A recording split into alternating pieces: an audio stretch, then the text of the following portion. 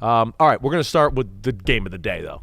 We were in amazement all day. Yep. Rams-Bills, that game, shootout, one of the highest scoring games of the season, what we saw there. Matt Stafford, Josh Allen, two of the best arms in football, two of the best arms ever. You've gotten to play against them. And just listen, while I'm sitting here, I'm going to interview you, too. What the hell is that like playing on the field with those two? Well, and it's so interesting because for a long time, Stafford didn't get credit for a lot of the things that he was doing that, like Mahomes came out and did, and then Josh Allen. The no-looks and the side arms and all that. He was doing that. Way like before. When you played against him, Right. and there was a Calvin Johnson or a Nate Burleson and all these different guys, like you knew you had to cover these guys everywhere on the field because Stafford could get them the ball.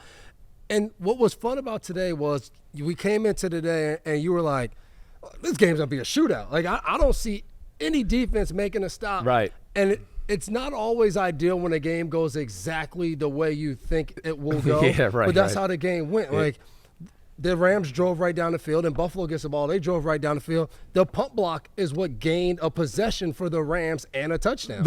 One of my things here on the podcast is I always try to give a play that I feel like changed the football game, right? That was the play. Yeah. It was 10-7 Rams. They were playing well. You certainly felt like, hey, this is going to be a fun game. But they blocked that punt. They get up 17-7, and really the Bills had to play catch-up from that point on, right? Exactly. And then the way the Buffalo Bills play as a defense, getting that pump block going down 17-7, it doesn't allow you to just sit back and your too high safety looks. Play your zones. Right. You keep letting them drive, they're going to keep scoring. Right. They're going to keep being down. So, honestly, it was Josh Allen's brilliance that kept them in the game, the ability to say, all right, this is a situation.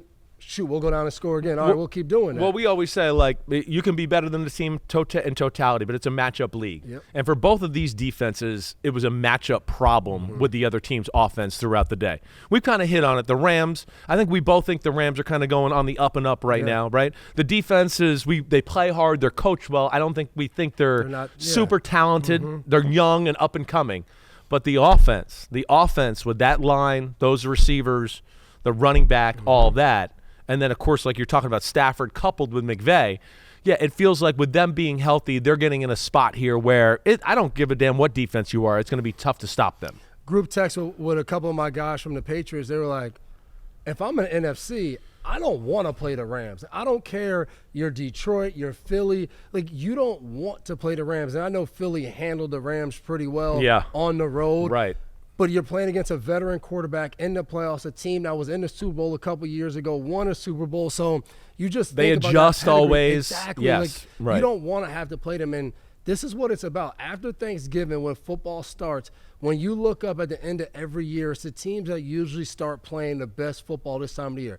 This team on TV that we're watching right now, the Kansas City Chiefs, they defy that odds a little bit compared to everybody else. But for the most part, the teams that start playing their best ball now end up playing the best in the playoffs. So we're both sitting here telling you the Rams are dangerous, and they're going to be – listen, they might lose another game here down the stretch, and they control their own destiny. It's not going to be easy for them to get in. But, again, they play really well. Buffalo, we don't feel much different about them, I don't think, right? It's a matchup for them. Right. It's a tough matchup for them. What I think you and me both worry about with Buffalo's offense, or defense, we should say, and them as a general, because we don't worry about their offense. You don't have to worry about anything anymore. He's awesome at quarterback. They got everything around him now, so it's almost like an unstoppable force. But it's their defense you worry about. You can go back into, the Baltimore loss earlier this year. You worry about the teams that are big up front that can kind of overpower them. Then they can run the ball. They're not big up front, and they don't like to play man-to-man. But when you run, all of a sudden they go, oh, we got to load the box. They play man-to-man, and then they get beat and burnt deep, like we saw a few times today too. And that's the issue. And this offense still is going to get Coleman back. They're going to get Kincaid back. But when you score 42 points, it's like, well, you're good on offense, but I just don't know. I know they brought Micah Hyde back in, and me and you both talked about it. I'm not a big fan of the guy that was on the couch for weeks is going to be the difference for your team. We're watching DJ Humphries tonight for Kansas City, who everyone kept saying, he's going to save them. He's going to save them. They got him back. Right. It doesn't look good tonight. Like, that's just not a thing. So for this defense, I think they have to play from ahead. They have to play a certain game for them to be successful. And that's a little scary when you get in the playoffs, depending on your matchup with a team like Baltimore being in the AFC. Right. to me, if I'm Buffalo, I want to avoid playing against the Ravens at all costs. Yeah, I think that's what it is, right? Because that's maybe the only team I look at in the AFC really that I go can impose their run game on them like that. There's a few teams in the NFC that I think could do that to them, and they got to play.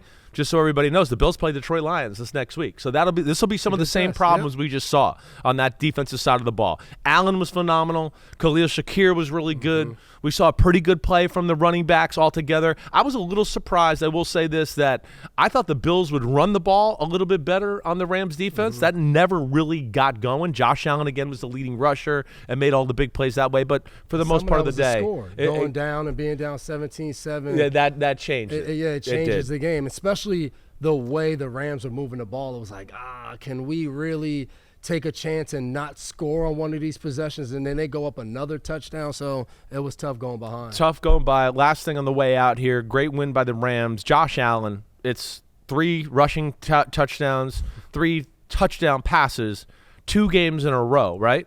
He's the first player since Otto Graham in 1954, the NFL championship, to do that. Josh Allen, I say this, and you know what? I like that you're here with me, right? Because no one can speak about him more. Josh Allen's one of the greatest talents I've ever seen in football. I know he doesn't have a Super Bowl and he needs an MVP, but if he gets one of those, his first ballot Hall of Famer type talent. And would you? Yeah, go ahead, say it. People looked at me crazy because I would say he's my favorite quarterback. And that's because I had to go out there and we played against this guy. So you know what it's like. And to watch the progression of coming in as a rookie and having all of this talent, but absolutely no control of the talent. It could be 4 passing touchdowns. It could be 4 interceptions. Like, it was just so up and down. And to see year after year, like, we're beating this guy. He first gets in the division. Like, it looks good for him. He plays against us. We dominate. Right. All right, we dominate. Next thing you know, it was like, he dominates. He wins again. It's 47 points. We don't make him punt one time in the playoffs. So when you get out there and you see, like, all right, we're going to do this defense, he takes advantage. All right, we're going to do this next. He takes advantage.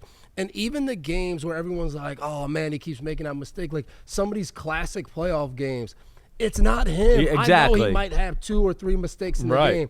But he has 25 elite, awesome plays. And the only reason they're in the game, and now because of what they've surrounded him with, he said, hey, I don't have to do that anymore. We'll figure out a way to win, and we're just seeing all awesomeness from him. So I love watching the guy play. I think he's unbelievable. I'm glad you said that, too, because I get sick of being the one to defend him. People think I love him all the time, and to hear a DB in football who played against him say that, it goes a long way. I know. You should. There's some haters out there, as we know. There is out there. And then he continues his push for the MVP. We'll talk about Saquon Barkley later. We know that's coming up, and he's certainly in that conversation. Yo, homies, thanks for watching. Yeah, it's time. The NFL season is here on Chris Simms Unbuttoned. You can hit subscribe to get all the weekly picks, plus our Sunday recaps as the games are happening. Oh, you know it. Nobody does that better than us. Thanks again for watching. Remember to subscribe. Peace out. We'll see you next time on Unbuttoned.